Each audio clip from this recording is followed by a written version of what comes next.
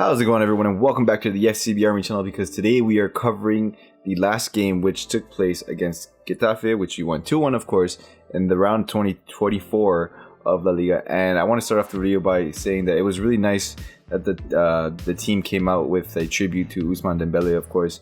I mean, hopefully he does get better soon. He is a big miss for us. We are a Moscow club, we are family, and so we did do our part and pay tribute to him in the game at the beginning, so that was really cool.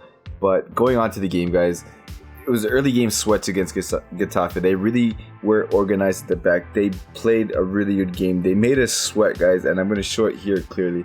Their man marking high press was something that made us very, very uncomfortable. They were all over us, guys. They were not letting us play out from the back, and it's something we obviously known for. We want to play out from the back. We don't like giving away possession. We don't like going long. We'll play out from the back. But they made it extremely hard for us, and I believe it's a bad thing to say because I'm a Barcelona fan, but this is the formula to beat Barcelona. It's the high press game, because it's going to force you to go long, and you're only going long for a couple of reasons. You're either trying to get a ball onto someone's head long, trying to win the second ball, or you're just tossing away possession. That's the only reason you go long, and that's the only way to counter Barcelona's playing out from the back. But going on to the next part here is Getafe's goal was rightly disallowed. Umtiti was fouled. I believe he did get hit in the face with a shoulder or an elbow, I believe it was, and it was the right call. VAR definitely got this one right. I mean, it could have gone either which way, but they did check VAR, and VAR did it. They did get it right, guys. This is how it's supposed to be used. This is how VAR is supposed to be utilized in games where changing decisions are needed to be checked, because this was one of those instances where they would have had a penalty, or they would have had the goal, that counted at first until it got disallowed.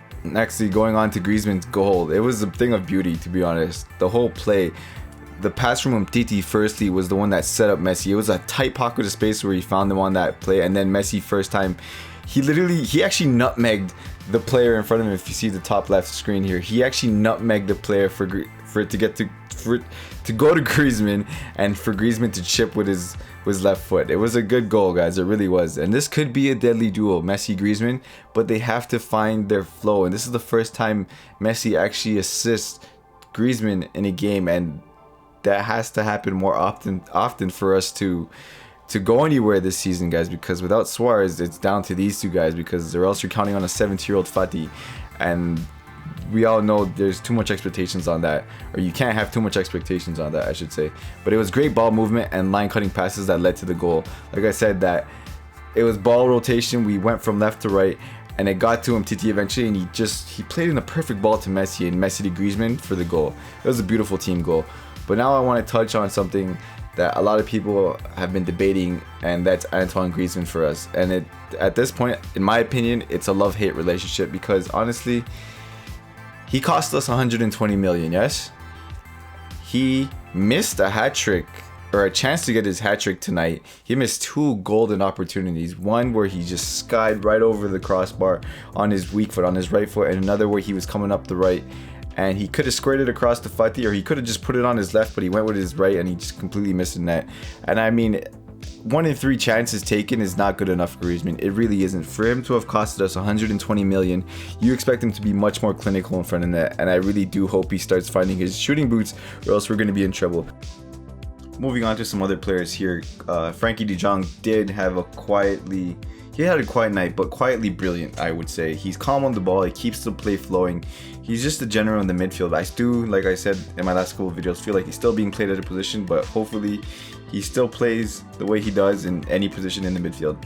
Fati, again, he got marked out. It was youth versus experience against Enyom, and he really bodied him the whole game. He didn't really have much of an impact on this game, just because he pretty much got outplayed there on that side. But more worryingly here is what has happened to Arthur Melo, guys. He's not the same player anymore, and that's kind of sad to say, given he had such high praise, being praised to players like Xavi, who he has a similar profile to. I know that's big praise coming from even the man himself, saying there were similarities between them two, but I feel like that might have gotten to his head. I really don't think that's the problem. I feel like he's just injury prone at this point, guys. He's never available when we need him most. In the Champions League against Liverpool last year, he didn't start from the very beginning of the game because he was coming back from injury. And at this point, I feel like it's starting to become a trend with Arthur that he's always injured when we need him most. He's almost like Neymar for PSG. When they need him most, he's injured, and that's sad. But moving on to other injury reports is the fact that Jordi is going to be out for 3 weeks, guys. And Setien just really cannot catch a break with these first teamers getting injured. First Suarez, then Dembele going out for the season, and now Jordi for another 3 weeks. That is a huge blow for us, mostly because we have Napoli and Real Madrid coming up within the next 2 weeks. And those are crucial games to have lost a player like Jordi Alba, who now we have to either bet on Junior Firpo, who played a good part in the game against Getafe, and I'll touch on that in a little later, but now we're going to have to bet on him or Semedo playing left back with Roberto playing right back like we've seen under Valverde. Vidal's 5-minute cameo for Getafe's game was a little odd. I feel like he has fallen down the pecking order, and it's sad to say that because he really only had one screw up in the previous game where he gave away that goal against Real Betis, and that's the only wrong thing he's done in recent time, and I don't understand his exclusion from the team. I really don't, guys. Moving on to transfer news though, is Angel our man. He scored a beautiful volley against us. I mean, for Ter Stegen to have been rooted to the spot and just watch the ball fly into the corner was absurd, because you usually never see Ter Stegen just stand there and accept the goal. I mean, that was, what a hit, guys. Wow. And the cross, obviously you can't take nothing from the cross. The cross was magnificent and found a pocket of space right in between Piqué and Roberto, and it was the cross was beautiful, and the finish was even better. And Setien really needs a number 9. We really do. He needs another attacker ASAP, because if, like I said, Griezmann's going to be hitting every 1 in 3 chances, and Messi being in a goal drought, obviously you know the goals are going to come with him. We still need another forward, given that Fati is inconsistent at times, but he's only 17. But we really need another forward to fight on all fronts, guys. Nonetheless, it was Sergio Roberto that made it 2-1 on the night, and it was a great run into the box, but an even better finish by him, because he latched onto that Junior Firpo ball that was really well placed. And I mean, the fact that it was fullback to fullback means it was a fullback connection, guys. And that was a beautiful moment, because like I said, it was Firpo who actually crossed the ball in, and it was Fati who actually let the ball slide right by his foot. I don't know if he intentionally meant to dummy the ball, but he really had a heads up play there and didn't touch it, and it went right to he found the foot of Sergio Roberto, and he slotted it home. Fun fact is the fact that the last time fullbacks for Barcelona assisted each other was way back in 2013, when Dani Alves and Adriano were still on the team and they assisted each other. That is crazy, guys. That's a long time ago. But it was a promising start by Junior Firpo coming on for Jordi Alba after he got injured. And I mean, he really needs to perform now, because he's going to have another chance to impress against Eibar before Napoli and Real Madrid. And hopefully he can come through for us, because if not, we're going to have serious problems in the defense. But now I want to talk about the hero on the night. Marc-Andre Ter Stegen is our savior yet again, guys. This man is unbelievable for us. He has put in performance after performance after performance. Look at this goal, guys, or look at this save, I should say. It was a goal line save, and he denied them the 2-2 at the moment. What an unbelievable save this was. This was on the line, and this isn't the first time he's done it, guys. We've seen him do it many times, but his reflexes are unbelievable. In my mind, it's save of the season to this point, because Mark saved this again, and oh my, I couldn't believe it in this moment. I could not believe it. It jumped off his hand. I think I hit his shoulder, and then it went a little further to him, and I believe it wasn't Angel. I can't remember who was going for this ball here, but he almost got it, and it was Ter Stegen who palmed it away. And if it wasn't for that, we would have been down, or we would have been tied at 2, and this game would have really been something else. But on the night, Ter Stegen actually beat his personal record for 55 passes completed out of the 69 he attempted, and that is a record for him.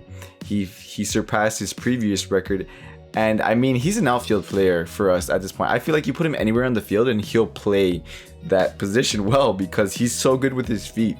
He's one of the most reliable goalies with his feet, and one of the best passers in the game for a goalie. I mean, this guy is insane.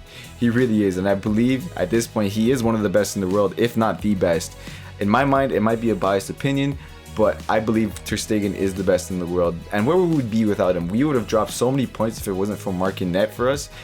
It's insane, guys. It really is. Like, comment down below if you guys can agree with me. But going on to other news, Umtiti and Lenglet are in danger of both missing El Clasico. They're both 1 card away from suspension, and that would be really bad for us because we're already having defensive issues, and losing one of them would be crucial, and we cannot afford to lose one of them. But I want to end off the video here lastly with some transfer rumors. Again, going back to Angel being a good option for us. I mean, his audition for the Camp Nou already went well. He scored a banger for us, so hopefully there's some good news with that one. I would love to see him in the Barca shirt, to be honest. He already has 12 goals on the season, and he'll probably score more for us. Braithwaite is another one on the table. He's got 6 goals and 1 assist in 24 games. Him, I am not too fond of, to be honest with you. He is younger of the two. He's 28 compared to Angel's 32, but I'm not too much of a fan of him, so we'll see what happens with that. And lastly, I want to touch on the topic of Leo needing rest. I mean, he is running the risk of injury and burnout. More Setien than Messi, of course, because he knows his own body and he knows his limits. But losing him or having him not be at his peak condition towards the end of the season is something we cannot afford. And sadly, he just can't get rest because of our lack of forwards, and it's sad because he has to play every single game, every minute for us to actually get a result, and that really is sad, guys. But that's going to be it for me, guys. Thank you so much for watching today's video. Drop a like if you enjoyed it, subscribe if you're new to the channel, join the FCB army, and as always, guys, I will catch you in the next one.